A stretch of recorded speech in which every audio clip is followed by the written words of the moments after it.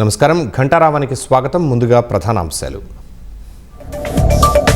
నదుల అనుసంధానంతో కరవుకు check పెట్టొచ్చన్న CM.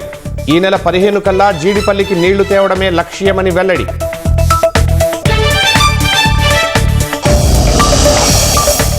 రాష్ట్ర ఖజానాపై YCP నేతలు దుష్ప్రచారం చేస్తున్నారన్న పయ్యావుల.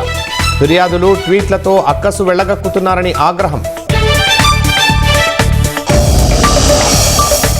వైసీపీ నేత ప్రసన్న కుమార్పై పోలీసులకు ప్రశాంతి రెడ్డి ఫిర్యాదు.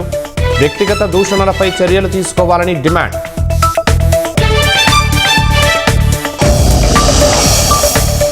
ప్రభుత్వ ఉద్యోగాల్లో మహిళలకు 35% రిజర్వేషన్. ఎన్నికల వేళ బీహార్ ప్రభుత్వం కీలక నిర్ణయం.